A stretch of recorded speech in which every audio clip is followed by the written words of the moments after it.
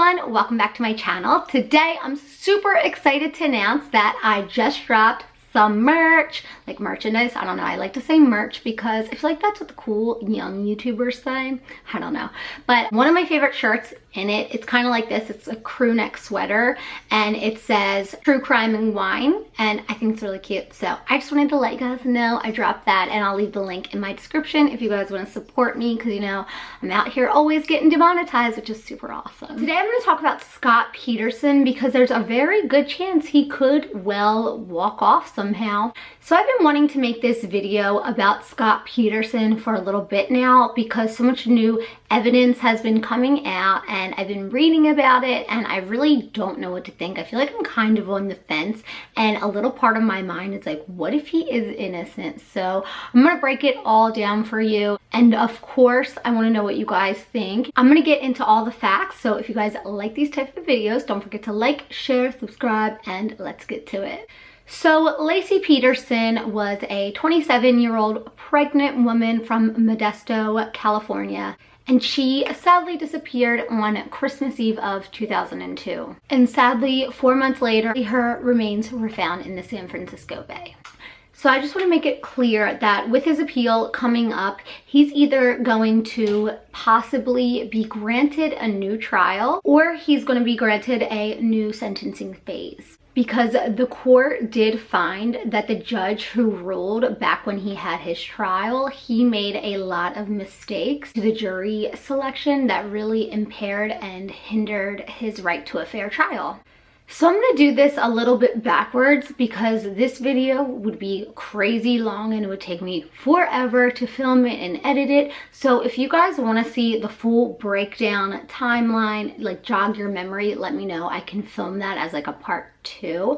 But for the most part, I feel like it's been talked about so much, the tragedy that happened to her. And I don't want to rehash the parts that are really horrific. I feel like what happened to her being pregnant and her son is like so tragic and horrifying that it just doesn't need to be completely talked about over and over and over again, because the details are like really disturbing. But if you guys do want to see the whole timeline breakdown, like remember it, let me know. Maybe I'll do it if enough of you guys want to. But what I'm going to focus on here is his team's defense that they're coming up with and working on to try to get a new trial. The reason they say they didn't get a fair trial is because media coverage was so crazy and so intense. It was just everywhere. There was no way that people in that area could have been selected to be jurors and, you know, didn't see it on the TV, didn't see it on the papers, didn't see it on billboard signs about it or hear it on the radio. And at this time when they had brought this concern up, that's when they moved the trial only 90 miles away, which is not far at all, especially back in 2002. This was nationalized. It was everywhere. I remember this like the back of my hand. I mean, I was only in high school, but it was a huge deal. So one of the biggest pieces of evidence that wasn't really talked about, and it didn't end up going into trial, is that there was actually witnesses that saw Laci walking her dog the morning that she was reported missing after 10:18, between 10:30 to 11:30. Scott's lawyers claim that if this is 100% true, there's just no way Scott could have done it because he was already on his way to the marina, and the way it is the marina was really far from him. It took him, I believe, almost like 2 hours to get there. So if she had passed in that time frame, there's just no way possibly that he could have done it. What's weird is that the jury never got to hear this, and they never got to hear from any of the witnesses, and apparently there were a few witnesses, like a handful of witnesses, that say that they saw her between that time walking her dog. And his team believes that this is something huge that could have definitely changed the jurors' perspective on him. And his lawyer also believes that there's a crucial piece of evidence that could have changed everything, and that's because of Xavier Aponte. He was a prison guard, and he was listening to a call between two brothers. One was the inmate, and his name was Sean, and the other brother was named Adam, and their last name was Tembre, and Adam was not incarcerated. And on the phone calls, because the guard has to listen in if it's not your lawyer, he overhears Adam say he talked to a man named Stephen Todd, and he talked about how Stephen Todd talked about how he was the one who burglarized the home right across the street from Lacey. And Stephen told Adam that Lacey had seen him commit that burglary that day. And then the brother who's incarcerated, which is Sean, says, so what are we gonna do about Lacey? And that's where Adam kind of stops him in his tracks and he says, shut up, shut up, shut up. These calls are recorded, don't say another word. Now, 3 weeks after Lacey had disappeared, this prison guard told the Modesto police about it. But here's what's weird. Remember, Lacey wasn't recovered until 4 months after she disappeared. So it's pretty crazy that if these phone calls are true, that he's probably innocent. Surprisingly, this evidence, coincidentally, is missing, nowhere to be found, and the guard refuses to speak to anybody. Even though it's already on record of the police calls from the guard to the Modesto police 3 weeks after her disappearance, saying that he heard these on the phone calls. It seems like a little bit of a cover-up. Now you may be thinking to yourself, well, wait a second, Ange. I thought the burglary happened on the 26th. But here's where Diane Johnson steps in, and she is another neighbor of Lacey's and the house that was burglarized. And she says that she was driving really slow in the neighborhood on December 24th. And at that time, she noticed a van parked in the home that was burglarized.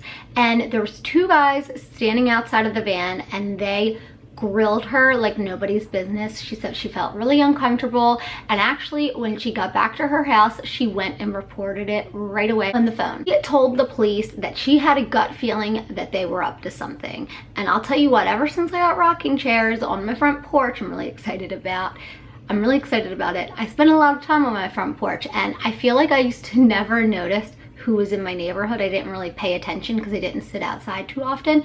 But now that I got these rocking chairs, I feel like I'm like the neighborhood watch. I feel like I see everybody. I'm noticing cars now. So I drive slow through the neighborhood because there's a lot of kids and I'm a little bit nosy. So yeah, I totally believe this woman, and I always say in this, women's instincts are always right. But back to the story about the 24th and the 26th. Keep this in mind. The police ended up picking up those 2 men that were in front of the house. And it said that the first remark that they made is that they had nothing to do with the missing woman that was pregnant. And they instantly said, we burglarized that home the 26th, not the 24th, which is very, very interesting. It makes you think, they lied about the date so that they would have no connection, no ties to Lacey. And of course, when the police picked these 2 guys up instantly, without really doing much investigation, they put out to the media that these guys had nothing to do with Lacey's disappearance. It makes you feel like they already had their sights set out on Scott, and that's it. But I find it really weird that they instantly discounted 2 thieves. I mean, since when do we just all of a sudden believe thieves, criminals? Like, why are we taking their word for it? Why didn't they dig a little bit deeper?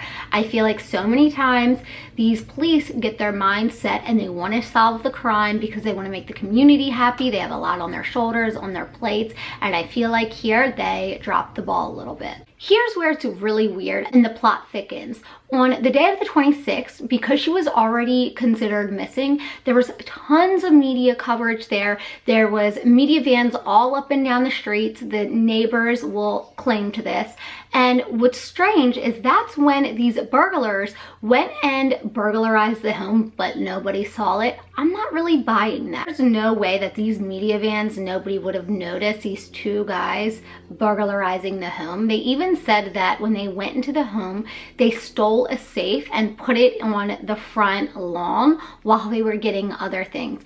Don't you think all these media coverages that were out there 24/7, somebody would have saw it? So why did they just overlook this and completely write it off as, yep, they did it the 26th? It seemed like it was completely looked over and swept under the rug because they had who they wanted. So here are some facts that have came out recently in the media that his lawyers were talking about, and this was a lot of stuff that I could find with my digging that really stuck out to me. I'm sure there's other points, but these were the biggest ones to me personally.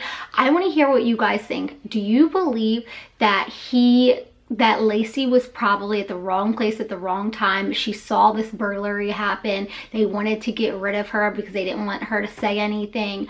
What do you guys think? Or do you think he's just a lying piece of shit that really killed his wife? I mean, I think he's really a lying piece of shit, of course, but it really makes me wonder, could he be on death row and he just kind of got like a shitty hand? I mean, karma does come in clutch, but I don't know. I feel like I said, there's no evidence. Like, there was one piece of hair in a piece of pliers on his boat, and that's the only evidence. There's no blood, nothing. So it's really, really strange. I want to hear what you guys think. I love you guys so much, and I hope you guys like this video, and I'll see you soon.